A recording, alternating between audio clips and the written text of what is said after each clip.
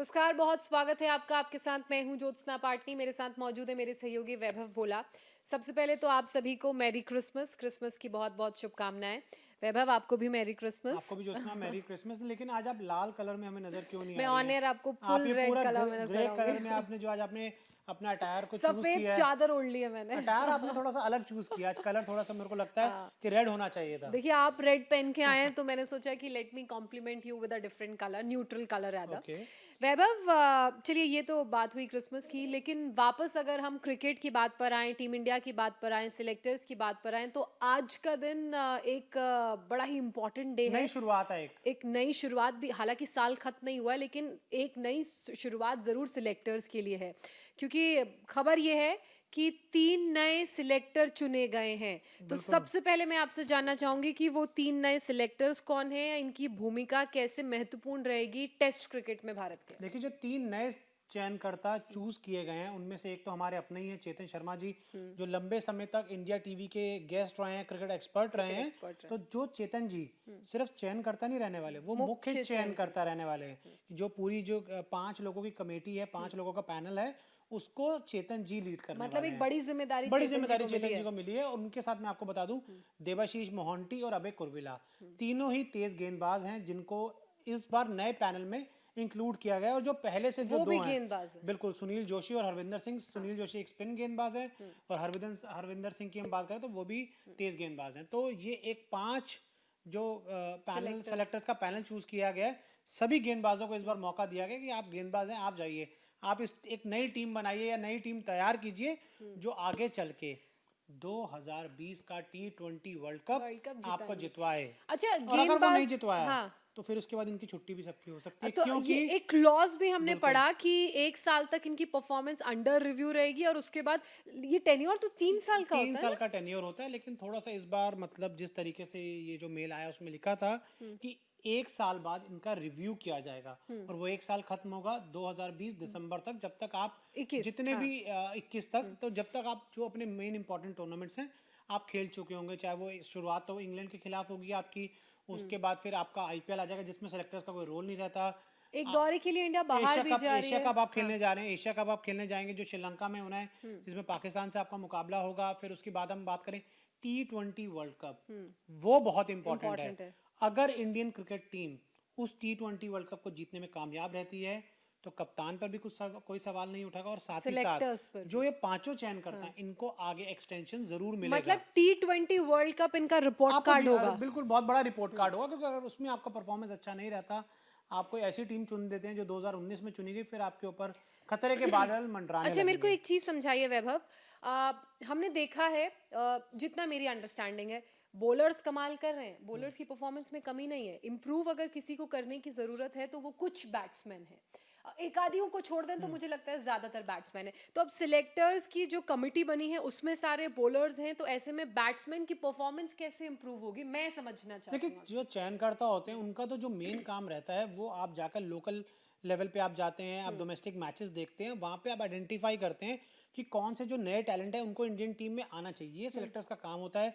Selectors आकर report देते हैं, कप्तान को बताते हैं, कोच को बताते हैं, देखिए हमें लग रहा है कि इस जोन से या इस स्टेट से ये खिलाड़ी अच्छा है, इसको एक बार ट्राई करना चाहिए। हालांकि आज के दौर में जो एक क्राइटेरिया बन गया इंडियन टीम में आने का, वो काफ़ी हद तक आईपीएल बन चुका है। अगर आप आईपीएल में अच्छा परफॉर्म करेंगे तो फिर आपको चयनकर्ताओं को लास्ट टी ऐसा कोई। नटराजन, हाँ, नहीं, टी नटराजन आई अंडरस्टैंड कि जसप्रीत आईपीएल बुमराह, से है। हार्दिक नहीं पांड्या, नहीं, आपको लास्ट ऐसा कोई प्लेयर याद है जो इस तरीके से मयंक प्योर अग्रवाल। सेलेक्टर्स की मयंक खोज हो। अग्रवाल मयंक अग्रवाल अच्छा। सेलेक्टर्स की। देखिए, मयंक अग्रवाल ने डोमेस्टिक क्रिकेट में बहुत रन बनाए। उससे पहले अगर मैं आपको बताऊं, केएल राहुल ने डोमेस्टिक क्रिकेट में बहुत रन बनाए।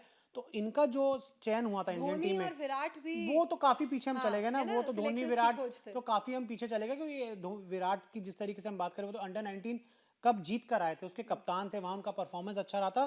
तो जब आप अंडर 19 जीतते हैं तो डायरेक्ट आप आ जाते हैं लाइमलाइट पे, तो वहां से आपका मौका मिलता है। धोनी की जरूर बात करेंगे हम। जिस तरीके से इससे पहले यशपाल जी हमेशा हमें बताते रहे कि धोनी को उन्होंने चुना था, किस चुना तरीके था। से वो प्रक्रिया रही थी पूरी धोनी के सिलेक्शन की।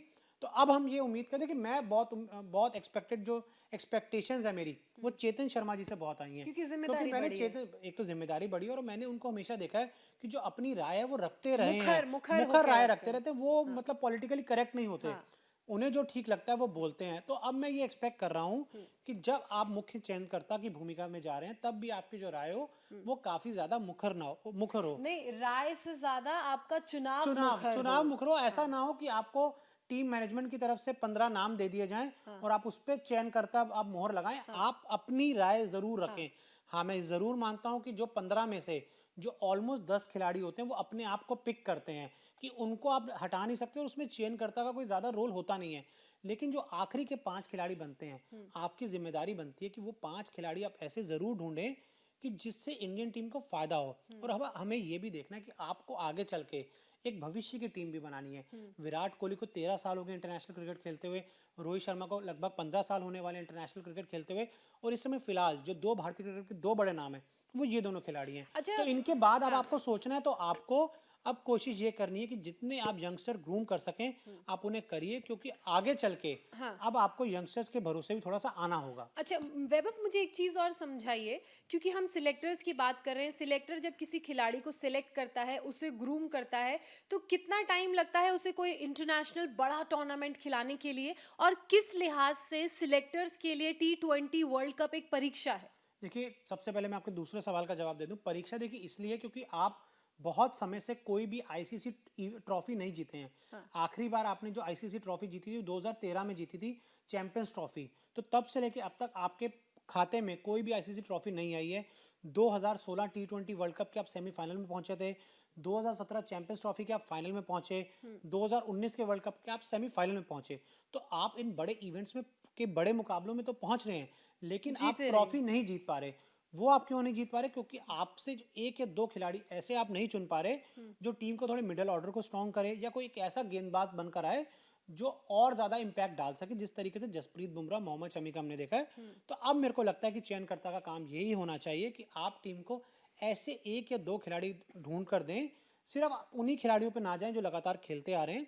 एक दो खिलाड़ी ऐसे दें जो टीम को आपकी ये जो आईसीसी ट्रॉफीज का सूखा है वो खत्म हो, और विरोधियों को और चौंका दें। विरोधियों को चौंका। और आपके जो 3 साल हैं, 2021, 22, 23, इन तीनों में वर्ल्ड कप है। और मैं आपको बता दूं, आईसीसी की तरफ से प्लान है कि अब हर साल वो कोई आईसीसी का इवेंट करवाएंगे। क्योंकि अगर मान लीजिए 2022 में T20 वर्ल्ड कप होता है, तो फिर 2024 में T20 वर्ल्ड कप की बारी आ जाएगी। तो 23 में क्या होगा? नहीं, 23 में तो 50 ओवर वर्ल्ड कप पहले ही है, तो 2024 में भी शायद आप T20 वर्ल्ड मतलब कप खेल वही, रहे अभी कोई साल ऐसा हर नहीं साल जाएगा हर कि साल मुझे लग रहा है अब टूर्नामेंट आईसीसी का इवेंट होगा। अच्छा। अब आपको यहाँ से विराट कोहली की कप्तानी में आईसीसी ट्रॉफी जीतनी चाहिए, जिसकी नींव मुझे लगता है चेतन जी को रखनी चाहिए। पहले सवाल का जवाब एक बार दोबारा अगर आप रिपीट कर दें तो। नहीं नहीं, कोई दिक्कत नहीं। मेरा पहला सवाल ये था कि सिलेक्टर्स जब किसी डोमेस्टिक प्लेटफॉर्म से एक खिलाड़ी को चुनते हैं, जो प्योरली सिलेक्टर का काम होता है, वो 10 खिलाड़ी नहीं, जो वो 5 खिलाड़ियों की आप बात कर रहे थे उस सूची के, उनको तैयार करने में, उनको मेंटली और गेम उनका तैयार करने में, और एक बड़ा इंटरनेशनल टूर्नामेंट खिलाने में कितने टाइम का वक्त लगता है? क्या चेतन जी के लिए दिसंबर में वो सिलेक्ट हुए हैं, तो दिसंबर से लेकर जब आईसीसी जनवरी से T20 फरवरी से हाँ, उनका जो कार्यकाल, अब तब आपको तक बता दूं इसका खिलाड़ी जवाब तैयार हो देखिए। जाएगा? नहीं नहीं, ऐसा नहीं है। अब देखिए क्या होगा, फरवरी से जो उनका पहला दौर जो टीम चुननी है वो इंग्लैंड के खिलाफ आपको टीम चुननी है। तो अब आपका क्या होगा, अब आप खिलाड़ियों पे नजर रखनी शुरू करेंगे, और फिर आप एक जो इंडियन क्रिकेट के कप्तान है विराट कोहली और जो कोच हैं रवि शास्त्री, आप लगातार उनके संपर्क में रहेंगे। आपको उनसे पहले पूछना होता है कि आपको किस जगह पे कोई खिलाड़ी चाहिए। फॉर एग्जांपल, क्या आपको ओपनर चाहिए, क्या आपको तेज गेंदबाज चाहिए, क्या आपको मिडिल ऑर्डर का बल्लेबाज चाहिए, क्या आपको कोई स्पिन गेंदबाज चाहिए। आपने एक शायद मूवी देखी होगी, इकबाल आई थी श्रेयस तलपड़े की, जिसमें एंड में दिखाते हैं कि किस तरीके से कपिल देव उस मूवी में जाते हैं और श्रेयस तलपड़े को के जो कोच होते हैं नसीरुद्दीन शाह, उनको बताते हैं कि इस समय इंडियन टीम को एक तेज गेंदबाज की जरूरत है। तो जो इंडियन टीम की रिक्वायरमेंट होती है, आपको उस बेसिस पे खिलाड़ी चुनना चाहिए। और बाकी आप खिलाड़ियों को लगातार मार्क करते रहते हैं कि ये खिलाड़ी अच्छा है, इसका डोमेस्टिक में परफॉर्मेंस अच्छा है।